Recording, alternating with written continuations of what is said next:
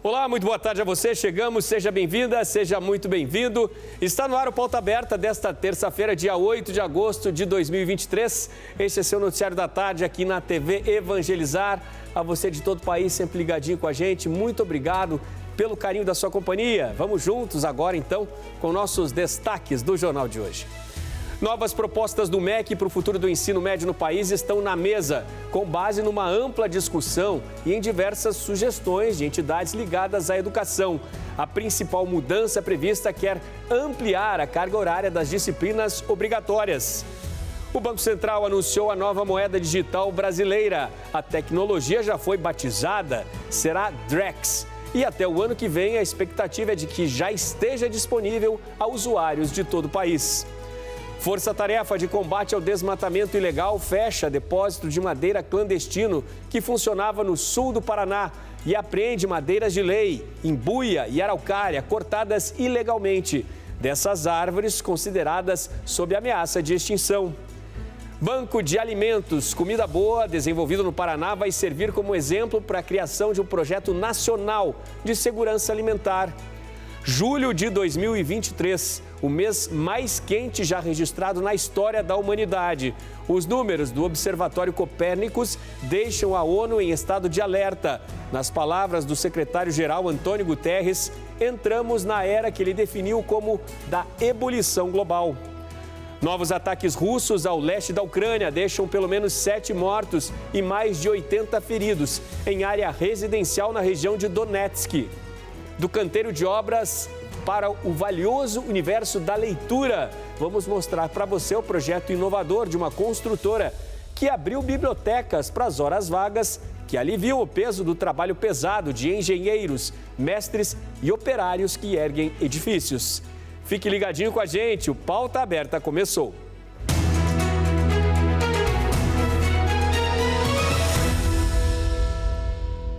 O novo ensino médio no país. Já estão na mesa as novas propostas do MEC, o Ministério da Educação, para o futuro do ensino no Brasil.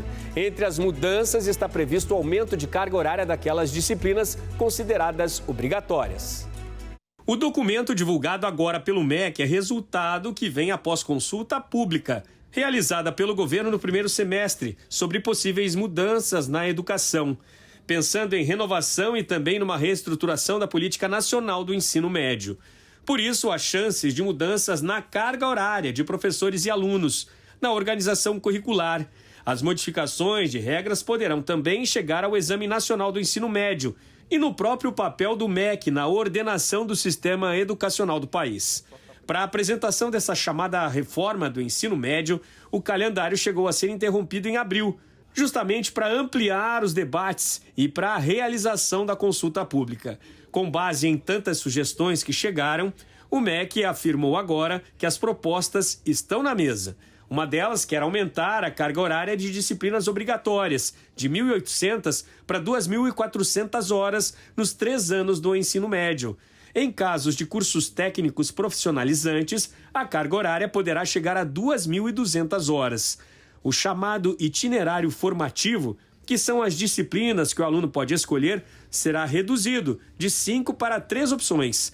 A partir de uma eventual mudança, as novas opções seriam linguagens, matemática e ciências da natureza, linguagens, matemática e ciências humanas e sociais ou formação técnica. Mas para que tudo isso aconteça, a lei precisa mudar. Em defesa do Enem, o governo federal também sugere que o Enem seja mantido com as mesmas regras que funcionam hoje para o ano que vem, com cobrança apenas nas disciplinas obrigatórias. Até o próximo dia 21 deste mês, o MEC ainda deverá ouvir representantes das entidades educacionais, dos alunos, dos gestores, a respeito de tantas sugestões apresentadas para a reforma, que tiveram como base justamente os debates e a consulta pública. Uma proposta final vai ser em seguida encaminhada para a Câmara e para o Senado, pontuando, evidentemente, tudo o que precisará ser alterado por lei. O ministro da Educação, Camilo Santana, destacou ainda a importância do diálogo neste momento, para que se chegue a um consenso e que sejam encaminhadas, de fato, melhorias no sistema educacional do país. Até o mês de setembro, o governo federal tem expectativas de encaminhar ao Congresso Nacional uma proposta consolidada que possa ser analisada e, claro, em seguida, aprovada nas casas legislativas em Brasília.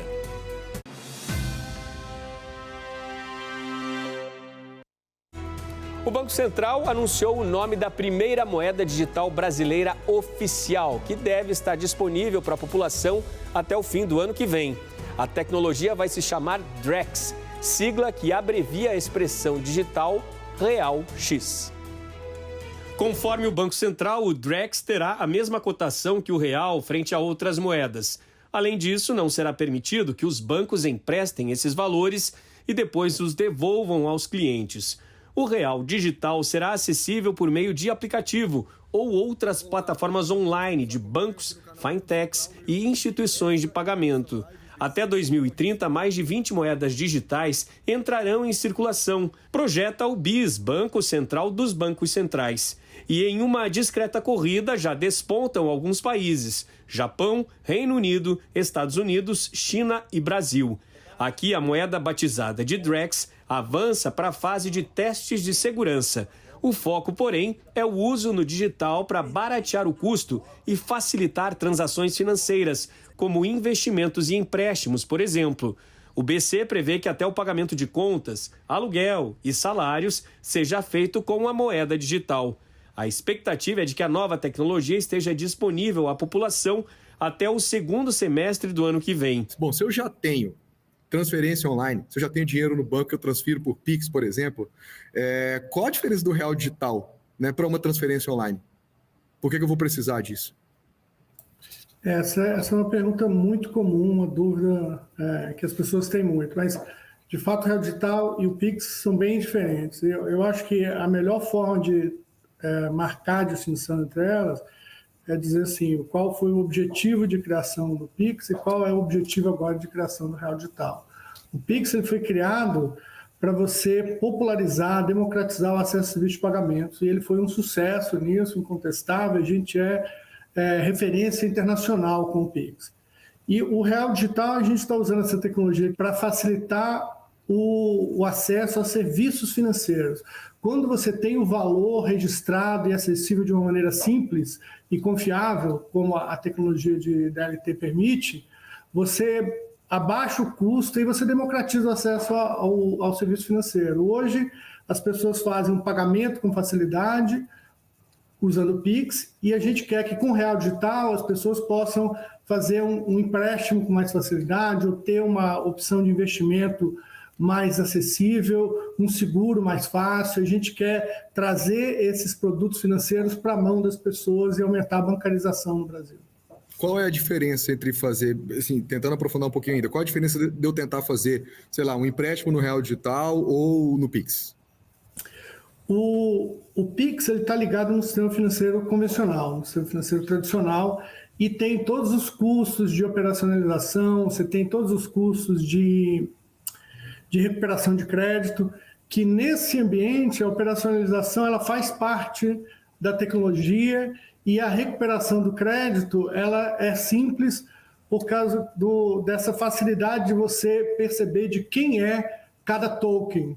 Então você sabe de quem é o ativo que está sendo dado em garantia, então você não tem como usar isso em outro ou como perder aquilo. Então você reduz o custo operacional e você reduz o custo de recuperação de crédito. Isso facilita muito a obtenção de um crédito barato em comparação com o que a gente tem hoje no mercado.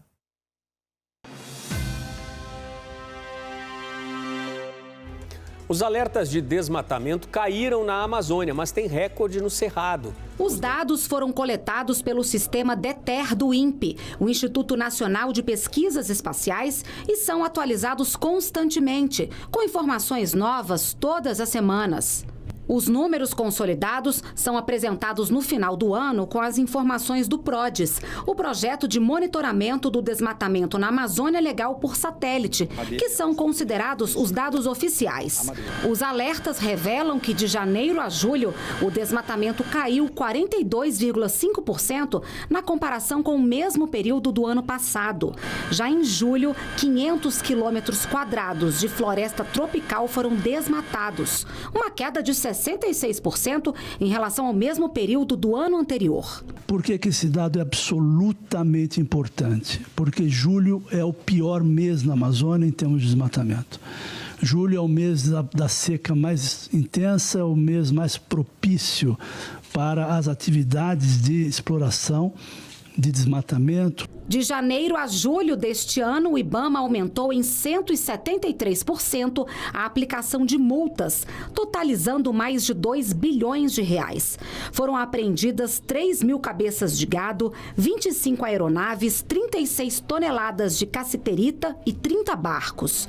Já o ICMBio, de janeiro a julho deste ano, aumentou em 216% os autos de infração, com 1.143 multas aplicadas, totalizando 309 milhões de reais. A comparação é com o mesmo período dos últimos 4 anos. Nós aqui estamos sustentados por muita ciência, que é termos criado um sistema de detecção do desmatamento em tempo real, que serve para que a gente possa interferir no momento em que a criminalidade está acontecendo e, portanto, poder fazer a diferença quando a gente, enfim, vai para o terreno da ação. Não há saída para o combate à destruição da Amazônia e do Cerrado e para os planos de mitigação e adaptação às mudanças do clima sem ciência.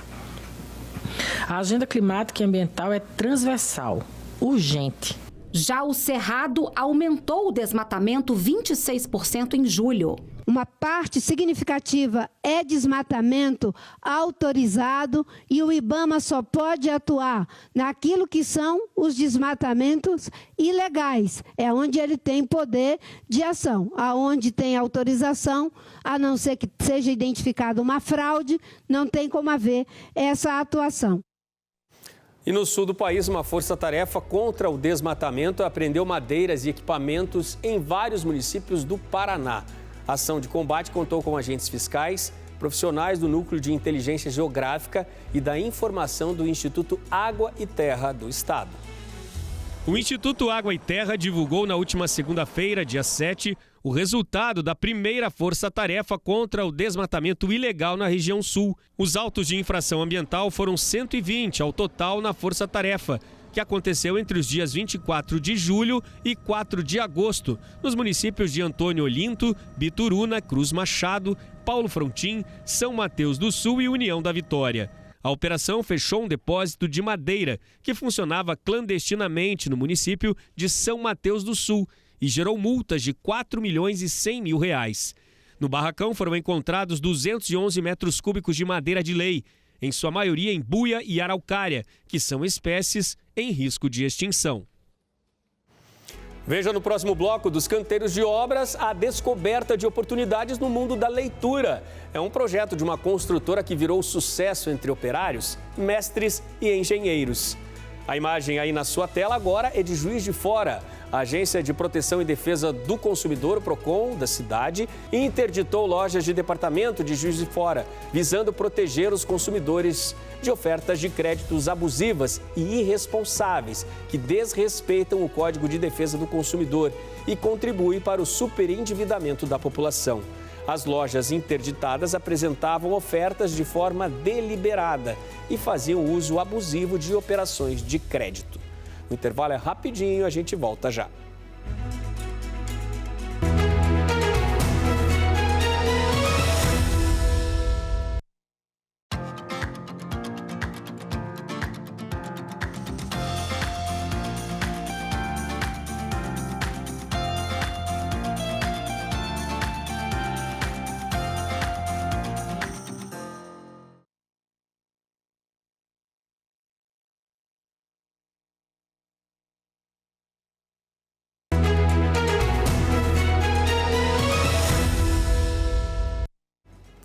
Pauta Aberta está de volta para este segundo bloco. A você de todo o país sempre ligadinho com a gente. Obrigado pelo carinho da sua companhia.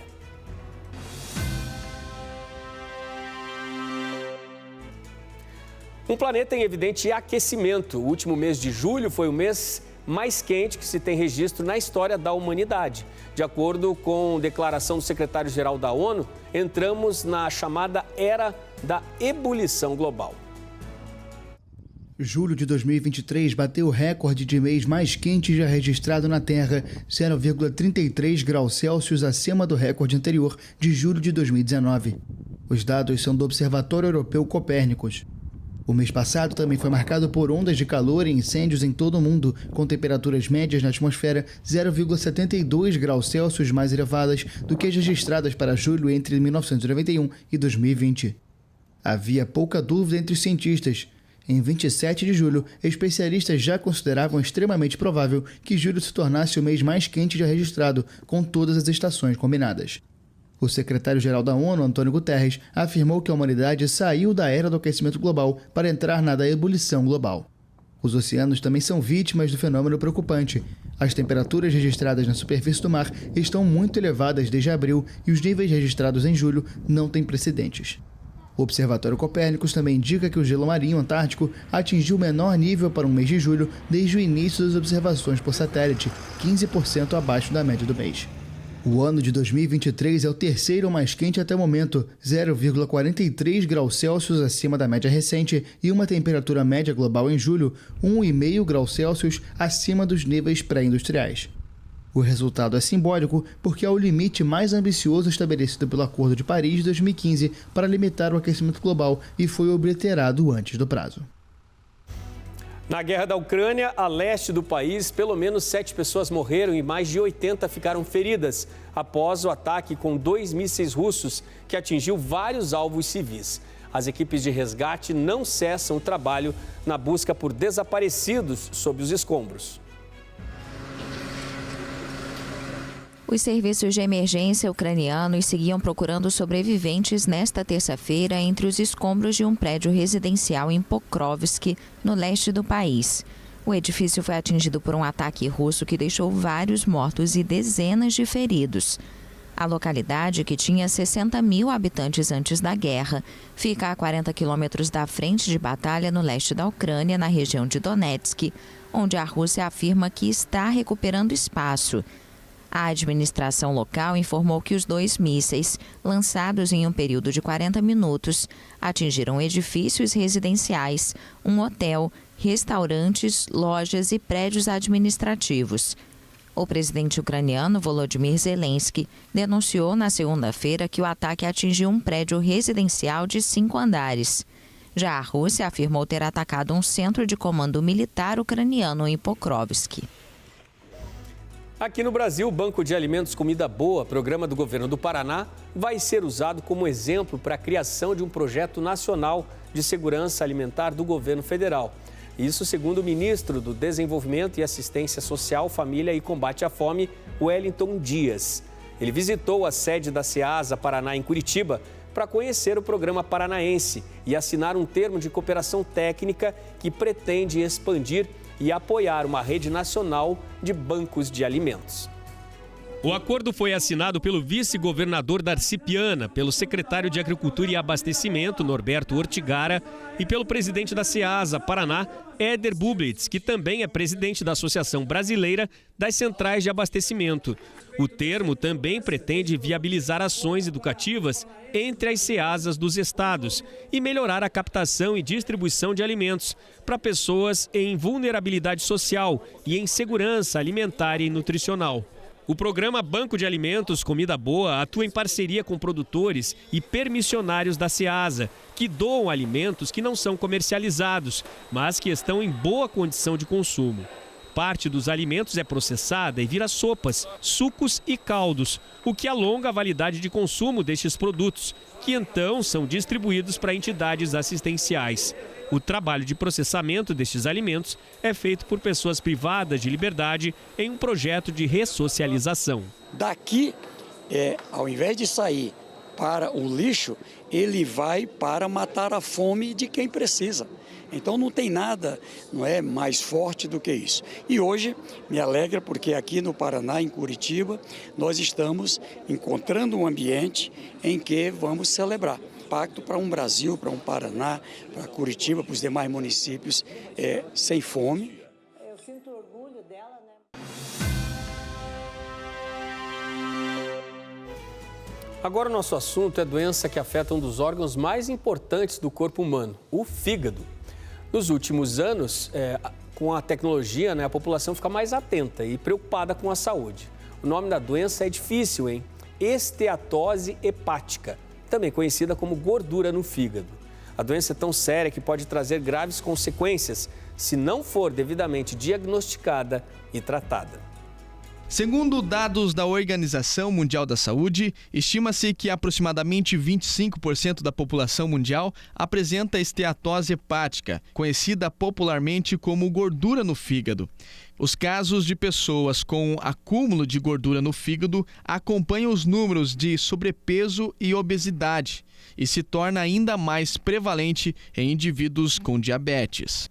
Essa condição pode ser dividida em dois tipos: esteatose hepática alcoólica, causada pelo consumo excessivo de álcool, e esteatose hepática não alcoólica, a que não está relacionada ao consumo de álcool. Em termos práticos, a gordura no fígado ela pode ser dividida em 3 etapas, tá? Então, a primeira etapa é que só tem uma gordura no fígado e o fígado nem se incomoda muito com essa gordura. Existe uma segunda etapa que essa gordura no fígado começa a inflamar o fígado. A gente chama de uma esteatohepatite. E se essa inflamação ela perdura por muitos anos, pode virar cirrose. Fatores como obesidade, colesterol elevado e estilo de vida sedentário têm deixado a esteatose hepática não alcoólica cada vez mais comum.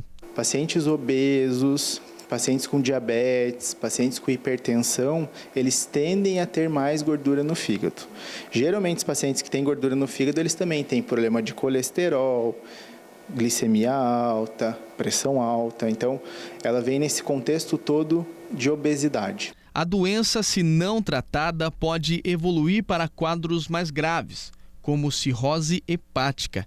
Essa progressão pode levar a várias complicações, incluindo o câncer de fígado. Geralmente, quando a pessoa tem sintomas associados à gordura no fígado, quer dizer que o caso já é um pouco mais avançado. O que causa sintomas na esteatose, geralmente é quando o paciente já tem um grau de cirrose associado. Por isso, quando diagnosticada precocemente, o tratamento pode ser eficaz na reversão do acúmulo de gordura no fígado. Esse hospital, que fica em Curitiba, capital do Paraná, possui um equipamento que descarta o método tradicional de exame. Este é o FibroScan, é um aparelho semelhante ao de ultrassonografia. Ele emite ondas em diversos pontos do fígado e avalia o grau de fibrose que tem no órgão. É rápido, sem precisar fazer biópsia, e o resultado sai na hora. A gente consegue com esse exame quantificar o quanto de cicatriz, ou seja, o quanto de fibrose esse paciente tem. Isso nos dá uma boa noção como que está a saúde do fígado daquele paciente. Seguro, rápido, indolor, não dói nada. Preocupado, aproveitei para fazer o exame para ver como estava o meu fígado. A facilidade, tranquilidade e a rapidez para conseguir o resultado impressiona. Segundo o doutor, o meu fígado está novinho.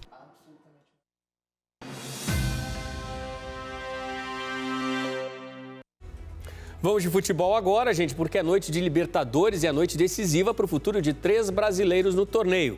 Confira quem entra em campo essa noite e faça a sua torcida. No Maracanã, o primeiro time brasileiro em campo hoje à noite será o Fluminense. O tricolor das Laranjeiras precisa da vitória contra o Argentinos Júniors para garantir vaga às quartas de final. A partida está marcada para as 7 da noite. No primeiro jogo, 1-1, portanto, outro empate hoje leva a decisão para as cobranças de pênaltis. Quem passar vai jogar contra o vencedor do duelo entre Olímpia e Flamengo, que será disputado na próxima quinta-feira. Mais tarde, às 9 horas da noite, na Liga Arena, em Curitiba, a missão será duríssima para o Atlético Paranaense.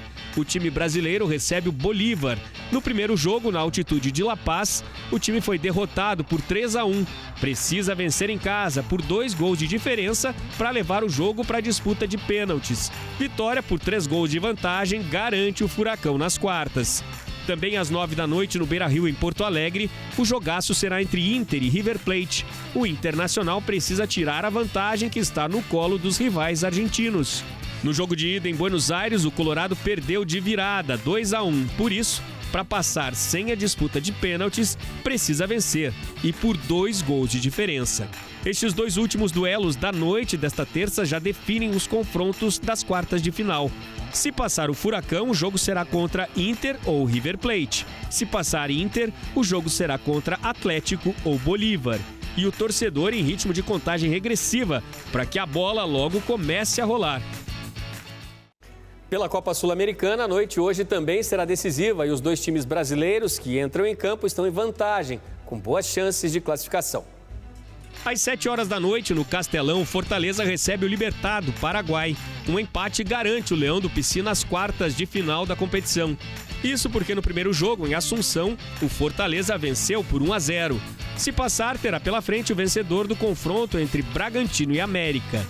Mais tarde, às 9h30 da noite, tem Corinthians em campo na Argentina. O Timão joga pelo empate contra o Newell's Old Boys, em Rosário. No primeiro jogo, 2-1 de virada em São Paulo. Por isso, derrota por 1 gol de diferença hoje leva o jogo para a disputa de pênaltis. Se vier a classificação na próxima fase, o Corinthians terá pela frente o vencedor do duelo entre Goiás e Estudiantes de La Plata.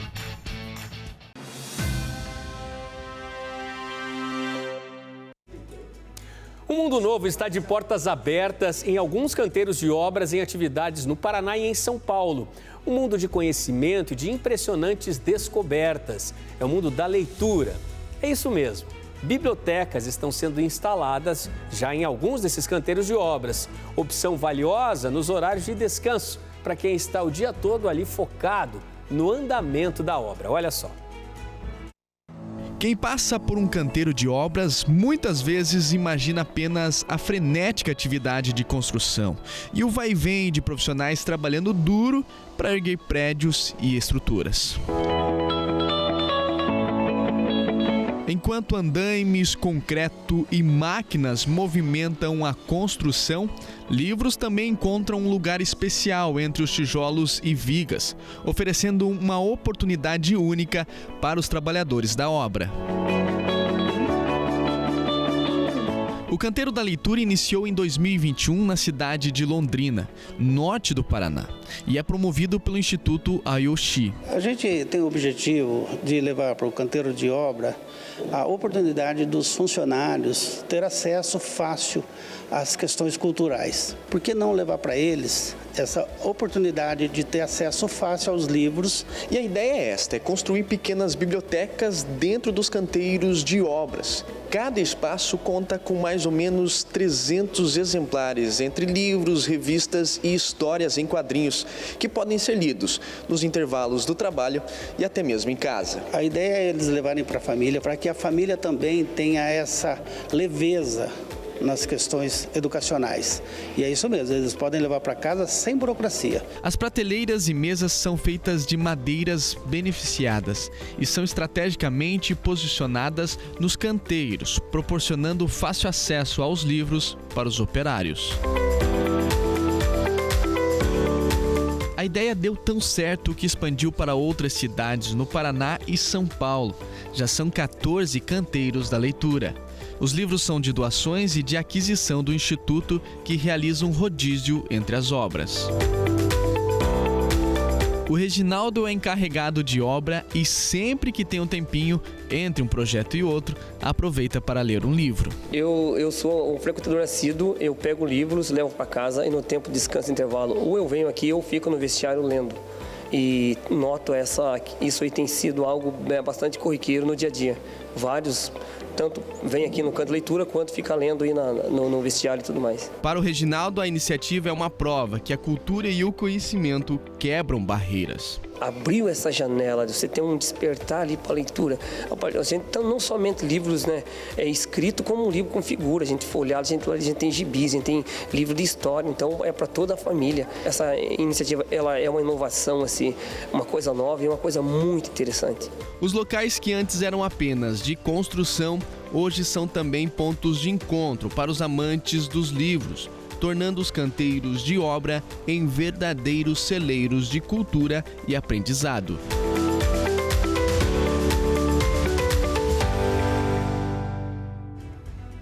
Bom, e todo mundo sai ganhando. Dos canteiros de obras, olhos abertos para o valiosíssimo mundo da leitura. Muito legal. E o Pauta Aberta desta terça está terminando. Muito obrigado pela sua companhia. Ótimo fim de tarde para você. Até amanhã.